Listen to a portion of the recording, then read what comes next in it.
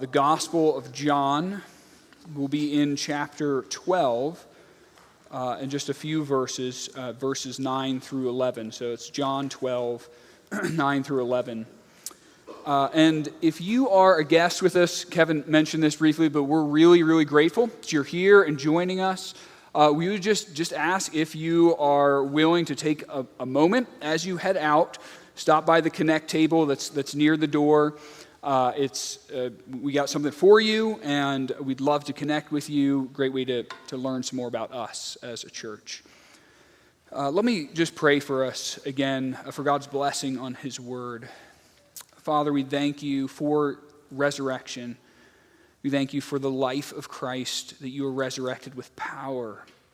There is no darkness, that there is no fear, but perfect love casts out fear, and that you have done that, and you have shown us that in the cross and in the resurrection. We pray that you would give us here a new and growing resurrected life in you. In Jesus' name, amen. Well, one of my favorite movies, or at least I would say favorite movie ideas, is The Matrix, which I'm guessing most of you are probably familiar with. But there's a famous scene in this movie where the main character, Neo, he's got this choice between the red pill and the blue pill.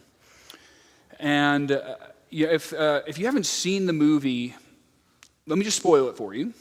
It's been like 25 years. So the premise, the idea behind the movie is the world was taken over by robots.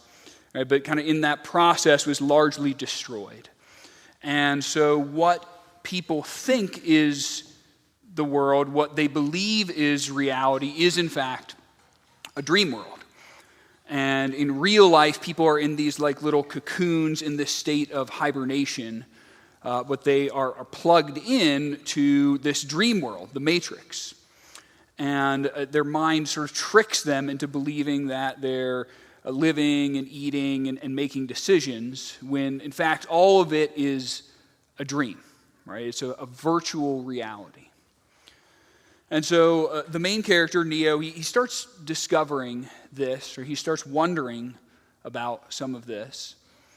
And he encounters this little group, this little kind of band of resistance who are living outside of the Matrix. And he's presented with this choice of the red pill or the blue pill. And the red pill means that he will wake up and he will begin experiencing the world as it really is. And the blue pill means that he will wake up and he'll forget everything, right? He'll just kind of go on living in the Matrix. Now, I think what's fascinating, what was really engaging about this scene and this decision is that it is a decision. Right? He hesitates. He struggles with this. Right? Does he really want to know? Or does he want to open himself up to who knows what? Now, I think it's a great picture of who Jesus is and what he offers. Do you want to know the truth? Do you want to have real life? I mean, on the surface, that's such an obvious, seemingly obvious question. But then you start doing some digging and you start thinking through the implications of all of these comfortable things in your life that could be unsettled. And it's like, I don't know. I don't know if I want to take that next step. Now, maybe I'm better off just taking the blue pill. I live in this, dream world where I have these nice things. They're here, and they're known. They're these known quantities, and maybe that's really better. And that is, in fact, the decision that we see the chief priest making in the passage we're going to look at this morning. So let me read this for us. This is John chapter 12, verses 9 through 11. When the large crowd of the Jews learned that Jesus was there, they came, not only on account of him, but also to see Lazarus, whom he had raised from the dead. So the chief priests made plans to put Lazarus to death as well, because on account of him, many of the Jews were going away and believing in Jesus. Now, the main point from this passage this morning is to be resurrected from yourself. Go to Jesus. Go to Jesus to be resurrected from the death of yourself, of self-promotion. Now, before we go further into what that means, it's worth taking some time to think about these words, life and death. Now, this is Easter Sunday, so this is Resurrection Sunday, and that's what this is all about. It says life on the other side of death. These are actually pretty loaded terms. And this is, in fact, one of the themes that the Apostle John explores quite a bit in his writings is what does it mean? What does it mean to live? What does it mean to die?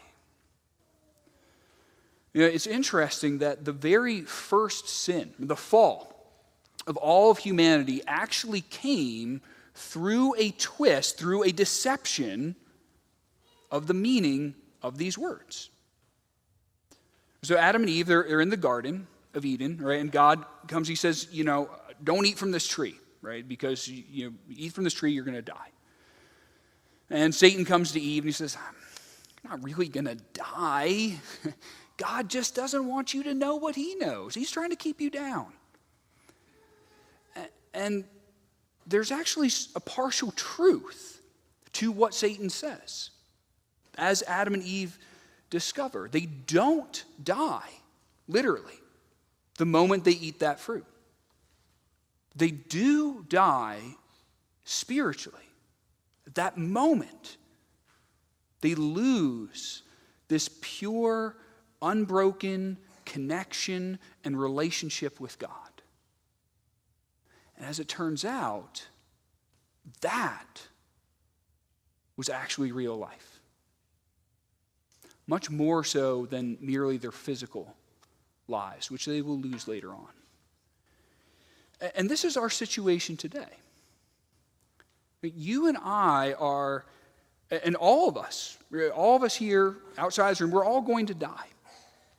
And all of us, the Bible tells us, all of us are going to be resurrected. Okay, so far, nothing different that Jesus is offering. What Jesus offers is spiritual life, real life.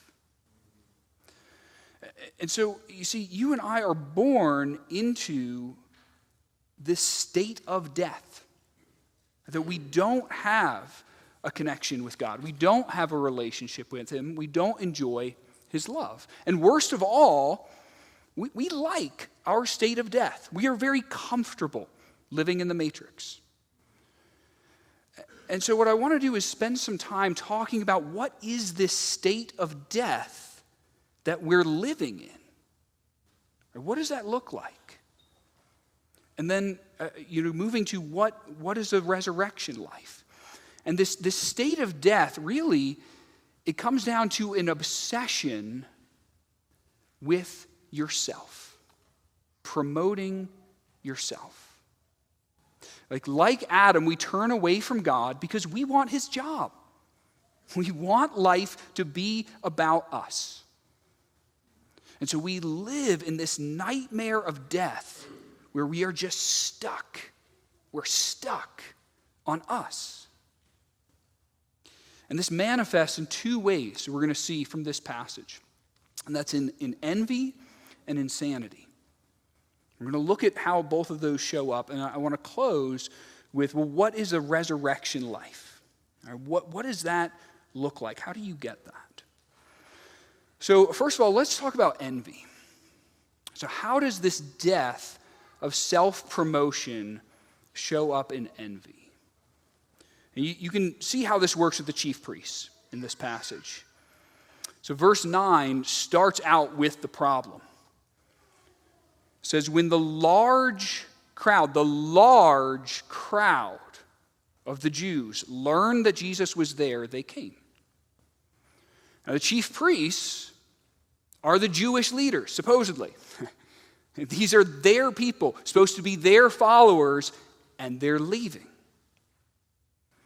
And so the chief priests are now plotting to kill Jesus. And it's not just idle talk, they're going to do it. This is less than a week before the crucifixion. But verse 11 gets to the heart of the whole thing. It says they're plotting to kill Lazarus as well because on account of him, many of the Jews were going away and believing in Jesus. You see, it's all about them. You know what's striking as well is that the chief priests are actually very candid with each other about what they're doing and why they're doing it. This comes just a few verses before this, that they're starting to get really serious now about killing Jesus because he's raised Lazarus from the dead, and a lot of things are starting to come as a result of this. And so this is chapter 11, verses 47 to 48. And you get a glimpse of the inside. What is this inside inner circle of the Jewish leaders saying to each other about Jesus? What are we to do? This man performs many signs. If we let him go on like this, everyone will believe in him. The Romans will come and they'll take away both our place and our nation. Did you catch that? It's subtle, but you can hear the state of death that they're living in. The Romans will come and they will take away our place and our nation. It doesn't matter who Jesus is. It doesn't matter whether he's God or not. It doesn't matter whether he raised someone from the dead. What matters is me. Will I be comfortable? Will I get to live a good life? Will I have some power or an influence, or are these things going to be threatened? You see, being dead in self-promotion means that you can never look at anyone else without some degree of envy, including Jesus. Because guess what? If Jesus is Lord, that means that I'm not. And so envy will just infect every relationship, everything that you do. There's this incredible verse in Ecclesiastes. It's just haunting because of how sweeping it is. This is Ecclesiastes 4:4. And it says, "Then I saw that all toil and all skill in work come from a man's envy of his neighbor." I gotta say, every time I read that verse, I'm like, come on. Like, all of it, all? Are you telling me that every single thing that every person ever does is always motivated by envy? Really? But you know, the more that I've sat with that verse, the more I can't seem to shake it. Now, you test this out for yourself. Isn't it true? Everything that you do, everything that everyone around you does, there's always a bit of a glance sideways. Like, how am I doing here? How am I matching up? Is this making me look a little bit better in comparison? And that's why we see envy progressing to murder, like it does for the chief priests. As if someone is doing better than you, and you see you're never going to be able to catch up, all that's left for you is to kill them. Now, you're probably not actually going to do that, but that's how you think. That's how we think. I hope something really knocks them down. You just take, for example, one of your friends, or even like one of your best friends that comes to you, and they are sharing something bad that happens. They've hit some kind of setback, some kind of disappointment. If you're honest, isn't there just the smallest touch of relief that you feel? Because it's not you. Your life doesn't look as bad in comparison. And let's say you can't admit that, okay? What happens if that same friend comes to you, something really good happens, some amazing, terrific success just dropped in their lap? That's hard, right? Because it's not you. And this is one of your friends. Right? We're not even going to talk about what happens you go on social media. The Bible tells us that envy rots the bones. That sounds a lot like a state of death that we're living in. It's this need for self-promotion that's just killing you. But it feels so comfortable. It feels so good when you can look better than somebody else. It's just so hard to think about letting that go. Let's talk about the second way that this death of self-promotion shows up. And that's insanity. Insanity. And you can see it with the chief priests. So Jesus has raised Lazarus from the dead. All right, this happened very recently, a chapter right before this. And verse 9 says that now you've got this big crowd of the Jews. They're coming to see Jesus. And not only Jesus, but they're also coming to see Lazarus because why wouldn't you? Anybody you know recently been raised from the dead? Like, I think if this happened, like somebody that I knew, I would want to check that out. I want to go see, right? Like, is this guy really alive? Did he really die? Or is this just, like Princess Bride, like mostly dead? Right? Like I would want to hear. I would want to get the firsthand accounts, like from him, from his family. But what do you see the chief priests doing? Verse 10. So, the chief priests made plans to put Lazarus to death as well. Can you just stop for a moment? Or just try to appreciate the insanity of this. Here you have someone who just died. And Jesus brought him back to life. And so you figure, let's try this again. Like, let's see if we can make it stick this time. I was just like, if you're the chief priest, like if this, from their perspective, like if this really happened, right, if Jesus really did raise this guy back to life, wouldn't that mean he could keep doing it? If you were trying to oppose somebody and you discover has this level of power, he can bring dead people back to life, wouldn't that give you just like a little bit of pause? Like just, maybe I'll hold off for a little bit. Let me just try to give you another example to get at this level of insanity. All right, so let's just say that you're driving, okay? And somebody cuts you off on the road, and you experience a little bit of road rage.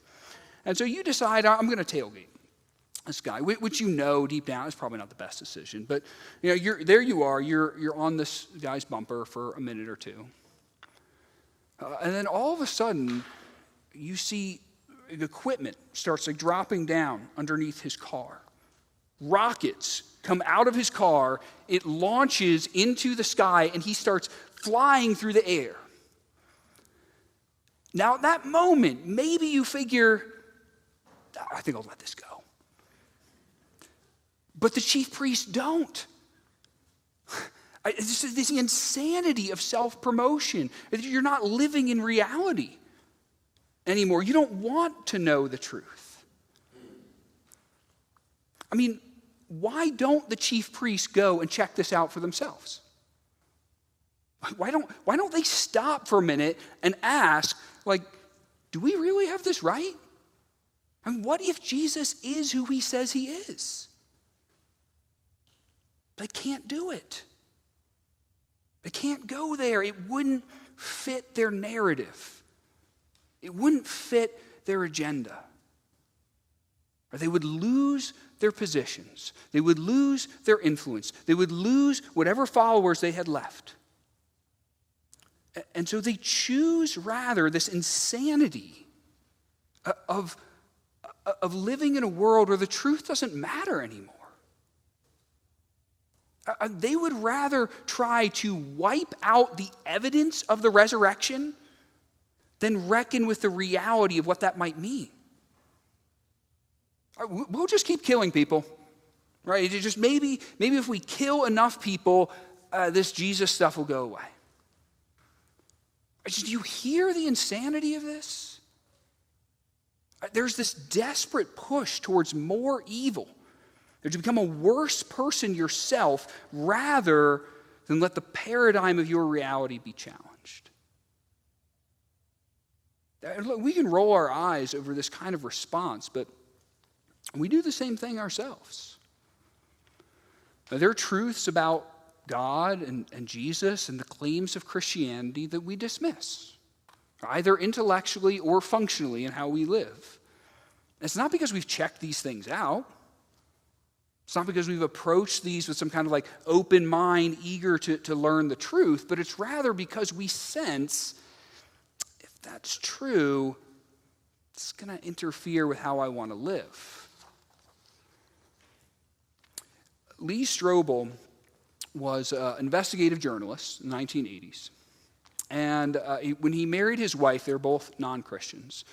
And then she converted. And this is what he says. I didn't want anything to do with a Christian spouse.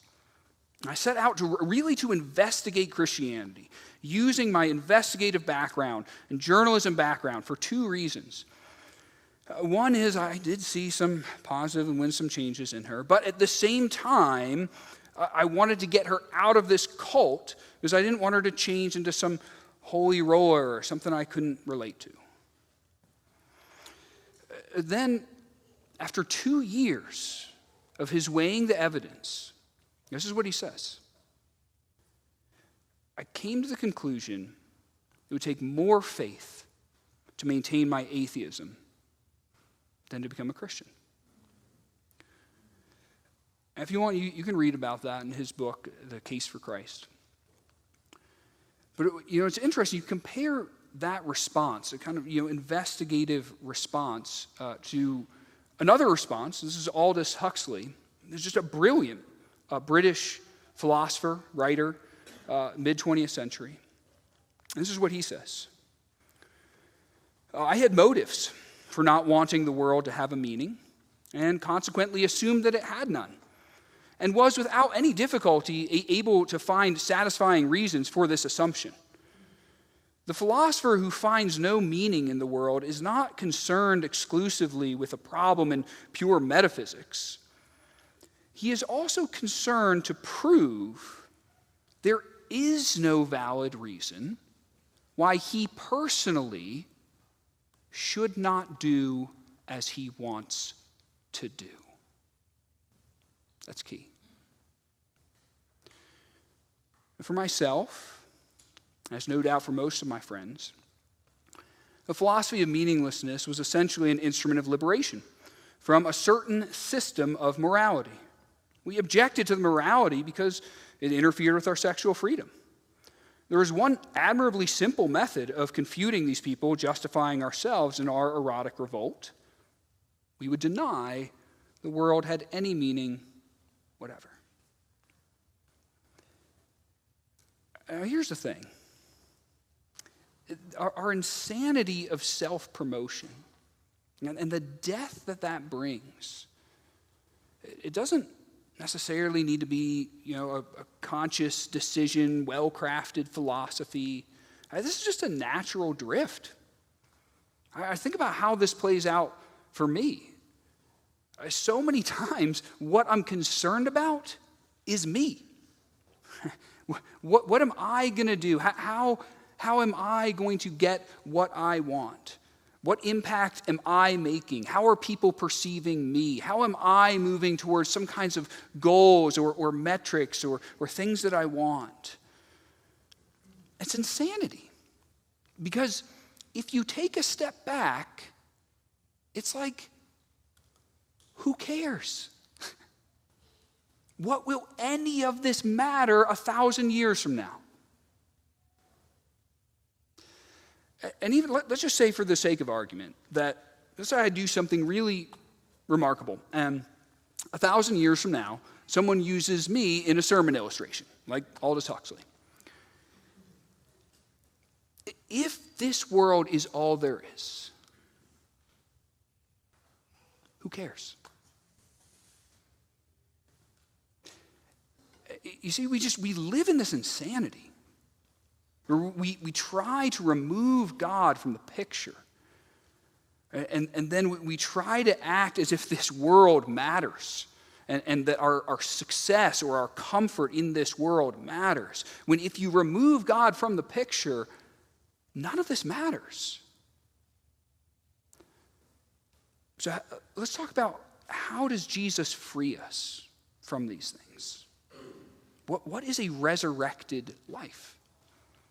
This is what I want to close with. I want to encourage you to go to Jesus to be resurrected from the death of promoting yourself. It's just a slow, enslaving, exhausting death. This obsession with ourselves. It will lead to a permanent and eternal death away from God. And the answer is to go to Jesus, to trust in Jesus, to let him take up central residence in your life. And as you do that, this resurrected life, it will free you gradually, not all at once, but it will gradually free you from both envy and insanity. It will free you from envy because with a resurrected life, you have Jesus, which means you have the best thing in the world.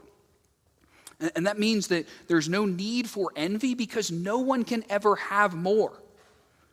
Jesus poured out his entire life for you, and you can have all of him. You can enjoy this relationship at any time. If you're a Christian, you might see other Christians that are, happier or more content in their relationship with Jesus, but that's your fault, not theirs. Right? It's like you both have the same thing. It's like you were to have the exact same luxury car as somebody else. He's just happier about it. I mean, you can't really be envious about that. All right, so Jesus will freeze us from envy because he gives us all of himself, and he is the best thing. And this resurrected life will free you from insanity. And that is the insanity of trying to make this world about you. Because it doesn't work. It's really frustrating, isn't it? Things don't go your way. You don't get what you want. Your dreams don't come true. And you know what? With a resurrected life, that's okay. Because you know it's not meant to be about you. And this will free you, Jesus will free you from this insanity of all the things that you do to try to measure up or to try to grasp for some kind of immortality. Because you have immortality. You have an eternal and resurrected life now. And the things that you do for Jesus actually store up eternal treasure. That's what Jesus says. That you get treasure in heaven that will never rot. Right? And so this will free you from this insanity of always trying to just scoop as much sand as you can in your hands while it's always just falling through. Let me finish up just a few words about what this resurrected life looks like. I don't want this to seem too abstract. What are you actually doing with a resurrected life? Way back when, theologians used to use this phrase they would talk about communing with God. Right? That was the goal, right? That was the main thing in all of your life that this was about. There was communion with God. Now we don't really use this word anymore, which is kind of a shame. So we just don't really have a good equivalent today. But I would suggest, at the risk of sounding disrespectful, it's hanging out. You're meant to be hanging out with Jesus. That is the main thing. While you do whatever else you're doing, that you look for and you see and you value his presence. We actually get a little bit of a picture of this with Lazarus. Because Jesus, just a few days before this, had resurrected him from the dead physically. But a few days later, what's he doing? He's not out traveling the world teaching. He hasn't dedicated his life to living with the poor and helping them. I mean, those are great things. He's just hanging out, just enjoying a meal with Jesus. And yet, on account of Lazarus, people are going away and believing in Jesus simply because he got resurrected. That's what we want. One of the main things that the gospel does is it takes the pressure off. Because Jesus gives you his perfection. There's nothing you can do. There's nothing you can ever add to or earn on that. And so you can just now enjoy just being with Jesus. Now you think about how this works for a good friend that you spend a lot of time with. Or you're still doing things. It's just that there's less pressure. There's less pressure to make sure you're doing something really fun or make sure that you're achieving something really spectacular. You can just enjoy being together. And that is the resurrected life that Jesus wants us to have with him. Let's pray.